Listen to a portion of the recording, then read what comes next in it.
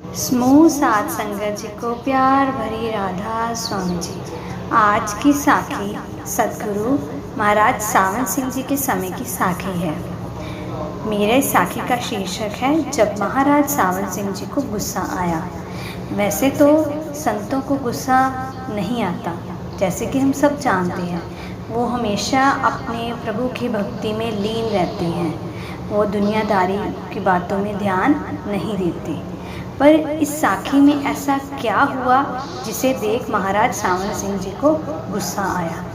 तो साखी शुरू से लेके एंड तक ज़रूर सुने जी।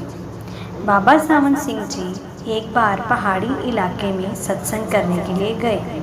वहाँ पर लोग जात पात को बहुत मानते हैं। वहाँ पर सत्संग घर बन रहा था और रोज़ सेवा होती थी, रोज़ लंगर बनता था। वहाँ पर बाबा जी ने 2 घंटे सत्संग फरमाया और सत्संग करने के बाद बाबा जी ने संगत को बोला कि अगर किसी को कुछ पूछना है तो पूछ सकता है। संगत में आदमी रोते हुए उठा और बोला कि बाबा जी मैं छोटी जात का हूँ, जिस वजह से मुझसे यहाँ पर कोई अच्छे से बात ही नहीं करता, ना ही कोई सेवा करने का मौका देता है। मैंने सोचा था कि मालिक के घर सब बराबर हैं, लेकिन ऐसा नहीं है। मैं आपसे पूछना चाहता हूँ यहाँ पर ऐसा भेदभाव क्यों किया जाता है। बाबा जी ने बड़े सख्त शब्दों में कहा, कोई नहीं, जब तक मालिक बड़ी जात वालों को छोटी जात में जन्म नहीं देता, ये बड़ी जात वाले नहीं सुधरेंगे। बाबा जी ने गुस्से वाले ये अल्फाज सुनकर सबने बाबा जी के आगे हाथ जोड़ लिए और माफ़ी मांगी। बाबा जी ने फरमाया कि अगर हम किसी इंसान को नीचा समझते हैं या उसको नफ़रत करते हैं तो याद रखो उस मालिक को ही नफ़रत कर रहे हैं। हर एक जीव के अंदर वो मालिक बैठा है। मालिक ने तो इंसान को बनाया था, इंसान ने जात पात को बना दिया। इंसान ने तो मालिक को भी बांट दिया, अलग अलग धर्म बना लिए। सिख बना लिया धर्म, हिंदू धर्म बना लिया, इस्लाम धर्म बना लिया। तो उस दिन बाबा जी ने बड़े ही अच्छे वचन से समझाया, अमला उत्ते हो न बेड़े खड़ी रहन दिया जाता।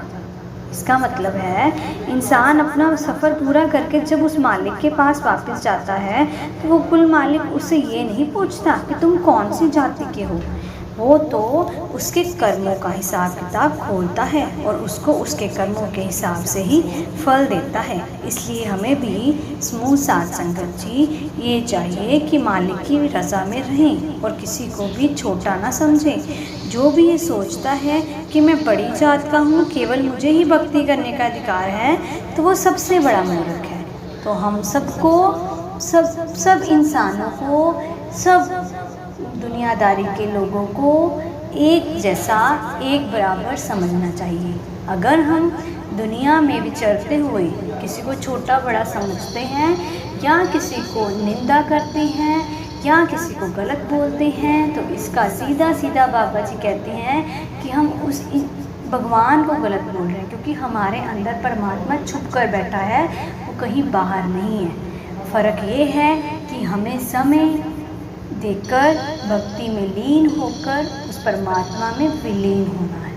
तो समूह साध संगत जी, अगर आपको आज की साखी अच्छी लगी हो तो इस साखी को लाइक, शेयर और इस चैनल को सब्सक्राइब ज़रूर करें जी, और अपना प्यारा सा कमेंट भी ज़रूर दीजिए। समूह साध संगत जी को प्यार भरी राधा स्वामी जी।